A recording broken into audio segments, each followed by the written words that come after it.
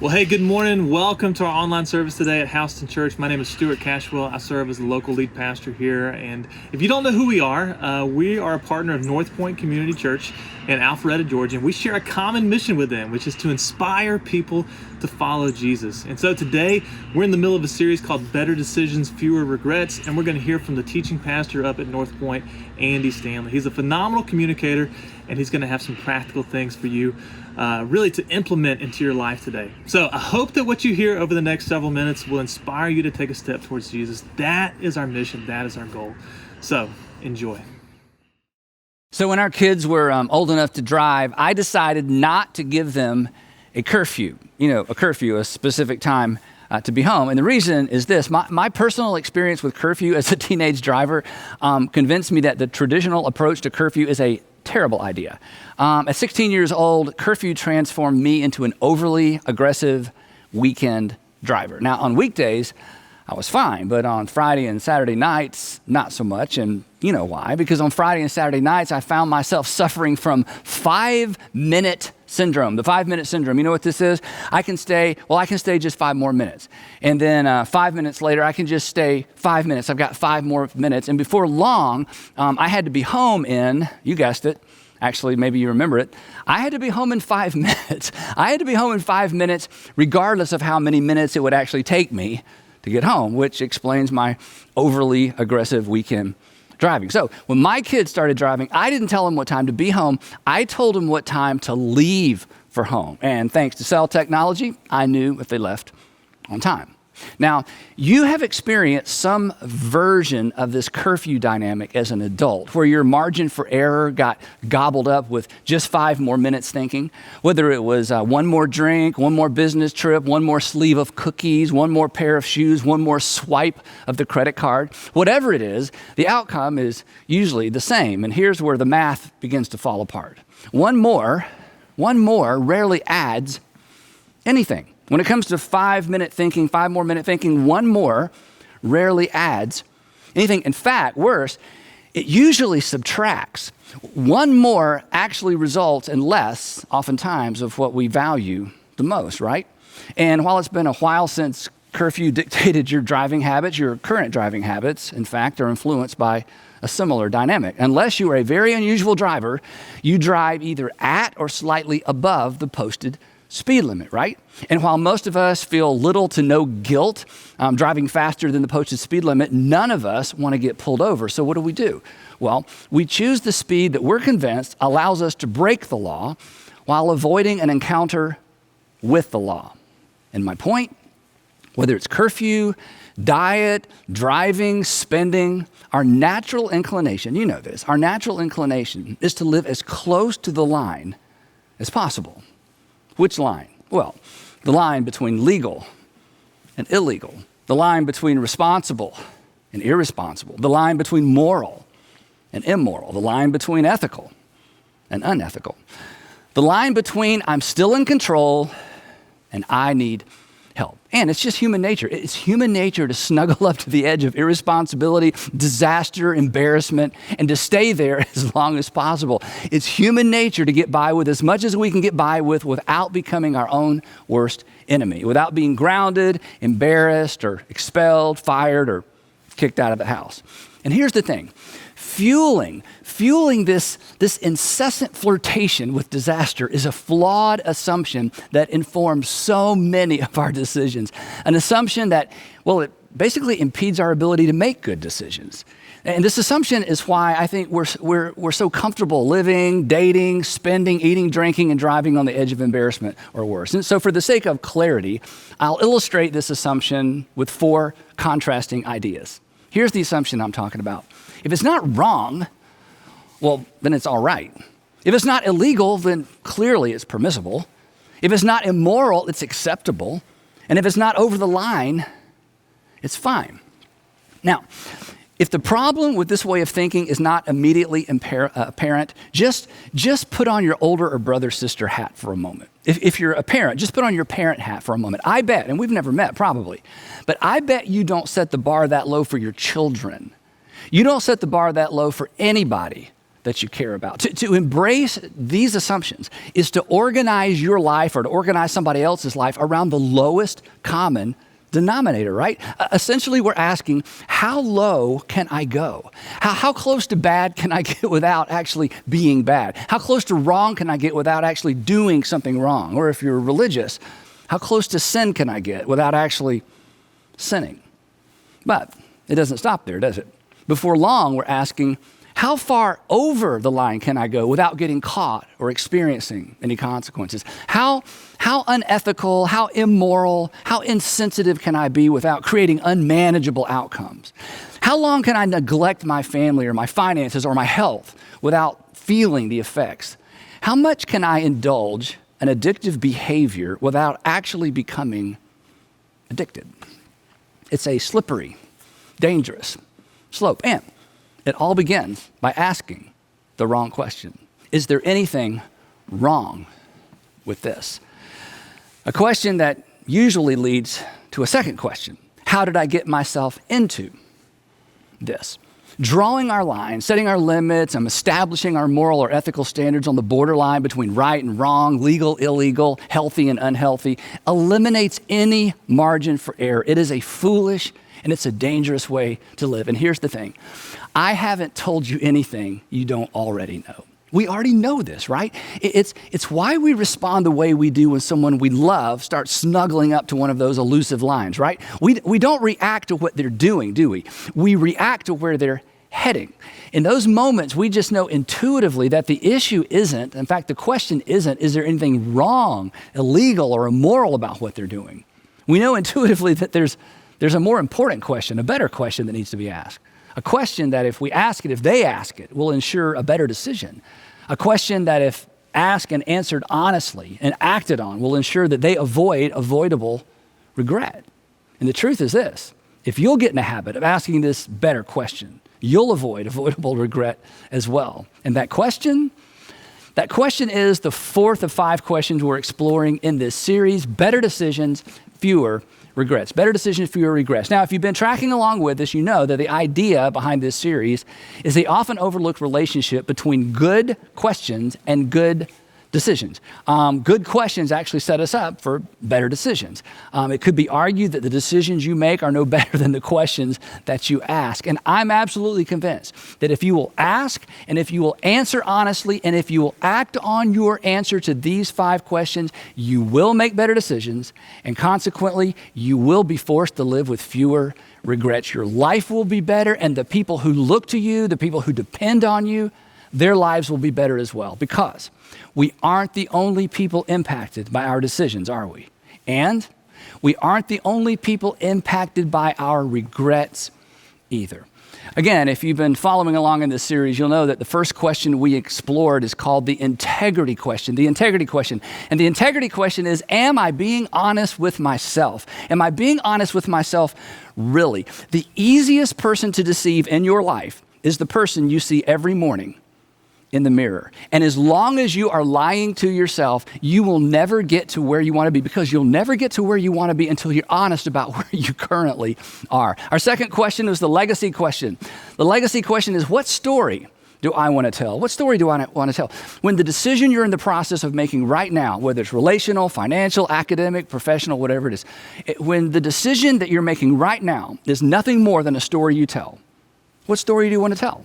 And the good news is you get to decide, but you decide the story of your life one decision at a time. Because as far as it's up to you, you write the story of your life one decision at a time. Now, last time we were together, we explored the conscience question. The third question is the conscience question. The conscience question is there attention that deserves my attention? When everything looks good on paper, when everybody's nodding in agreement, but there's something on the inside that just doesn't feel right about an option that you're considering. You can't put your finger on it, but there's just something not right. Pause and pay attention to that tension. And that brings us at last to our fourth question, and I call this one the maturity question. The maturity question. Now, the reason I call it the maturity question, and I hope this is a personal challenge, I call it the maturity question because asking this question requires and is evidence of, I think, maturity. And refusing to ask this question, well, it takes us back to the statement we began this series with from Proverbs, the one I suggested you memorize. The prudent see danger. Remember this? The prudent see danger and they take refuge. Prudent people are wise people. They embrace the reality that one thing leads to another and they decide their lives accordingly. The unwise, the immature, the naive, you know how the statement goes, the prudent see danger and take refuge, but the simple, they keep going. And what happens? They pay the penalty. So our maturity question is, what is the wise thing to do? What is the wise thing to do? When making a decision of any consequence, I want you to pause and ask, okay, what is the wise thing for me to do? The option you're considering may be legal, may be acceptable, permissible, an industry standard, not exactly immoral, but is it wise? Now, here's something mature people understand. This is why I love calling this the maturity question. Here's something that mature people understand and recognize and accept as fact. A decision, don't miss this, a decision can be both not wrong and unwise at the same time. A decision or an option you're exploring can be not wrong, it's not wrong, but it can be not wrong and unwise at the same time. Let me explain this. Isn't it true, and I hate to bring this up, but isn't it true that your greatest regret, and when I say greatest regret, I'm talking about that moment of regret, the moment that you would give almost anything to be able to go back and relive or undo, the decision you would like to be able to go back and unmake, the tipping point, the point of no return. That moment, isn't it true that your greatest regret was preceded by a series of unwise decisions? They weren't wrong, they weren't illegal, they weren't necessarily immoral, but looking back, they were terribly unwise. And that series of unwise decisions paved the way, think about it, paved the way to the moment in time you've regretted ever since. So, to avoid 5 more minutes syndrome, to create moral and ethical and financial margin, ask of every invitation, every opportunity, every option that comes your way, what is the wise thing for me to do? What is the wise thing for me to do? Now, the Apostle Paul spells this out for us in the letter that he wrote to Christians living in Ephesus. We call it the book of Ephesians. And here's what he writes, and he goes right to the heart of this tension that all of us live with and really that all of us wrestle with every single day. Here's what he writes. He says, be very careful then how you live. Be very careful then how you live. Not as unwise, here's our word, not as unwise, but as wise, making the most of every opportunity because the days are evil. So, while a lot has improved since the first century, apparently human nature has not. Ancient folks and us modern folks are equally prone to live carelessly and unwisely, to snuggle up to the edge of disaster and pretty much stay there as long as possible. And the Apostle Paul comes along and he says, stop it. I want you to be careful how you live. Don't be careless. This is the grid through which we are to evaluate every invitation, every opportunity that comes our way, financial, relational, professional, academic, whatever it might be. And thus our question, what is the wise thing to do? Paul continues with a bit more explanation. He says, making the most of every opportunity. Literally, in the Greek, this phrase could be translated literally redeeming or ransoming the time. Redeeming or ransoming the time. This is where the English word opportunity comes from. Don't you wish, think about this, don't you wish you could go back and reclaim or redeem all the time you wasted on bad decisions, along with all the time you had to spend making up for those bad decisions? I do. And for you, that may be just a few weeks or weekends scattered around your past, but it might be an entire season of your life. Either way, imagine having the opportunity to relive or respend or reallocate those days, weeks, or even years, not to mention the money. I mean, what if you had an opportunity to go back and invest that time in more productive, healthy, life-giving activities? Imagine where you'd be today. And I know this is hard. As painful as it is to think back and to look back, it's necessary in order to appreciate the invitation embedded in the Apostle Paul's words, because here's what he's doing. Paul is inviting us to invest our time wisely from this moment forward, from this day forward. You are invited to make the most of or to redeem or to leverage your most valuable asset, your time, to invest your time in a way that actually propels you forward toward a preferred future. But he's not through. Then he tacks on this kind of odd warning. He writes, he's making the most of every opportunity because the days are evil. Evil days. What's he talking about? Well, you know this. We don't live in a morally, ethically neutral culture, do we, right? I mean, think about it. When is the last time you heard or saw or even read an ad that encouraged you to be careful, to be wise, to be self-controlled? I'm guessing maybe never. I mean, has a sales associate ever suggested you go home and think it over before making a purchase? Probably not. Which means, and this is Paul's point, this is on us. We aren't going to get much help from culture. The friends around us, maybe, but not culture. The gravitational pull of culture is what? It's now, not later. It's more, not less. This is why our fourth question, practically speaking, may in fact be the best question ever. It's why I call it the maturity question. So, in an attempt to anchor your conscience to our fourth question, I want to suggest that you ask this question from three perspectives: your past, your present, and your future. In fact, this is the version I taught my children when they were growing up, and this is the version of the question I've taught some of you before. In light of my past experience, my current circumstances, and my future hopes and dreams, what is the wise thing for me to do? In light of my past experience, my current circumstances, my future hopes and dreams, what is the wise thing for me to do? Now, I imagine you're familiar with a little quip that says, those who can't remember the past are condemned or are doomed to repeat it. You've heard that before. Well, on a personal level, it could be restated this way. Those who don't pay attention to what got them into trouble yesterday are liable to wind up in the same trouble tomorrow. It's not as catchy, but you get the point.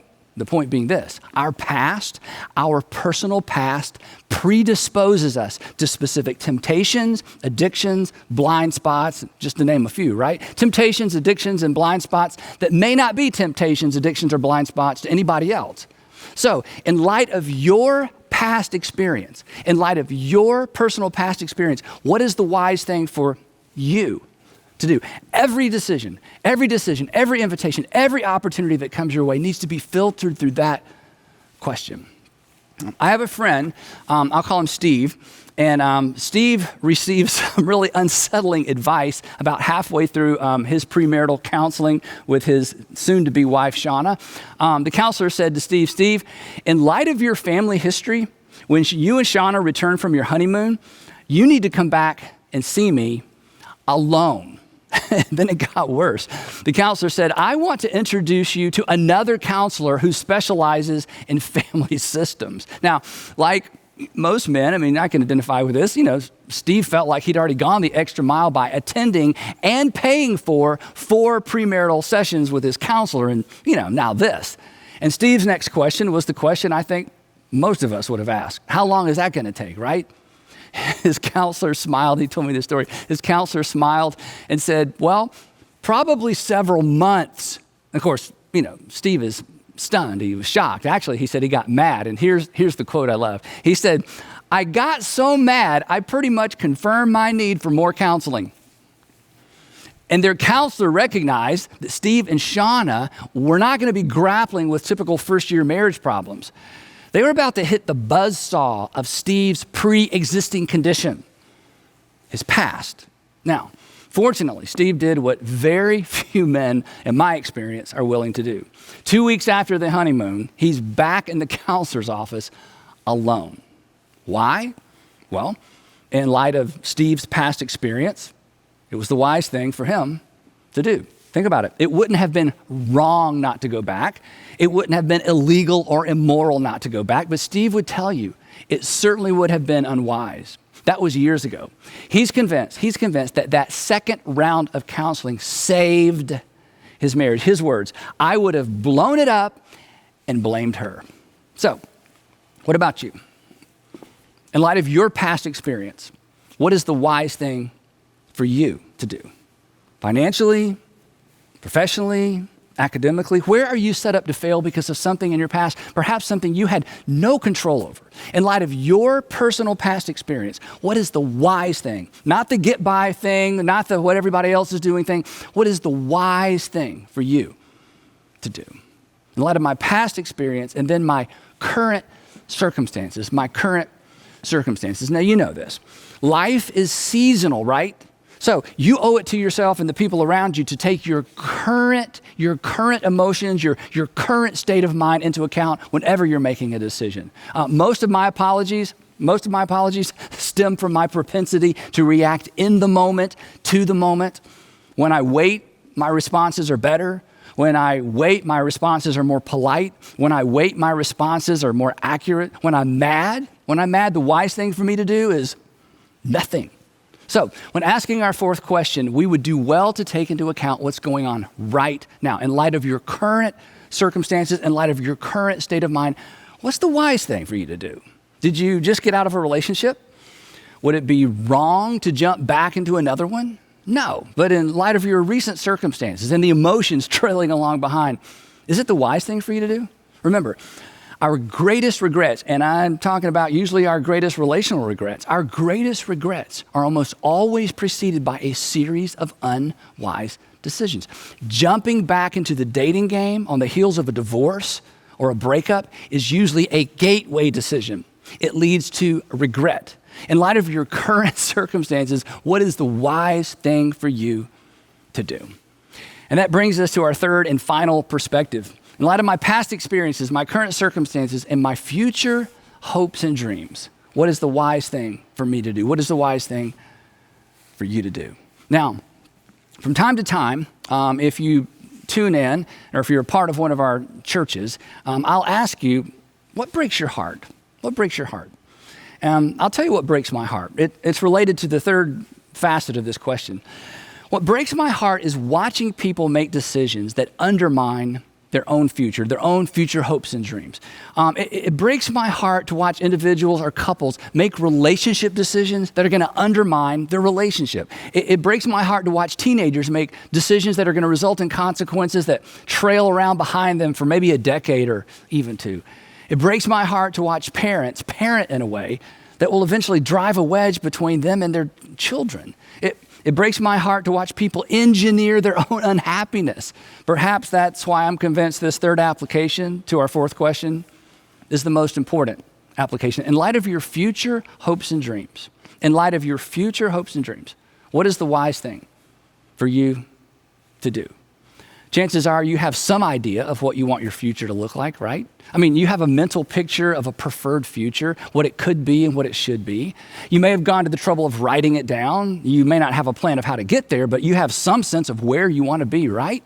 And I'm guessing that when you envision your future, you don't envision yourself alone, because nobody does. But here's the challenge. When it comes to dreams, when it comes to your dream, the deck is stacked against you because life is hard on dreams. There's always a headwind. And that being the case, if you're not careful, you have the potential to contribute to the demise of what you hope for. And here's the thing. I don't want you to rob yourself of your own future. Nobody plans to undermine their own future. They just don't plan not to. But asking the wisdom question and acting on the wisdom question, that's how you plan not to. In light of your future hopes and dreams, what is the wise thing for you to do? Asking this question with the future in mind brings clarity to whatever option you're considering. It serves as like a purifying light. All the deceptive shades of gray, they almost immediately dissipate. Our best option or our best options become clear, painfully clear. In fact, they become so clear we're tempted to look away, to excuse ourselves away. But I'm not hurting anybody. I can handle it. There's no law against it. God will forgive me. And here's the thing. Our excuses are persuasive because they're mostly true. You aren't doing anything wrong yet. You can handle it initially. It isn't illegal. God will forgive you. But so what? That's all beside the point, right? The purpose of this fourth question isn't to stop you from doing something wrong. It's to keep you from doing something unwise. Again, unwise is a gateway. It's the gateway to regret. It paves the way to that tipping point, in some cases, the point of no return. So, would you be willing, here's the challenge, would you be willing to put away your old, worn out excuses once and for all? Come on. They have never served you well. They just silence your conscience. They cloud your reasoning. And ultimately, they really just diminish your ability to hear the voices of wisdom around you. Our excuses, you know what they do? They escort us to the threshold of regret. And once they get us there, do you know what your excuses do? They abandon you there with no margin for error. You've been there. I don't want you to ever go there again. So just decide to be done with all that. Instead of excusing yourself forward, dream and plan your way forward. Ask, in light of my future hopes and dreams, what is the wise thing for me to do? In light of where you want to be financially 5 or 10 years from now, what's the wise thing to do now? I mean, you're going to be somewhere 5 or 10 years from now financially, right? Shouldn't you decide? Do you know what? If you don't decide, you know who will decide? Retailers and lenders who care nothing about you. They will decide for you. And what's true financially is true relationally, academically, professionally as well. So come on, where do you want to be? Decide, write it down. If you're single, come on, if you're single, in light of what you ultimately want relationally, even romantically, what's the wisest way to conduct your relationships right now?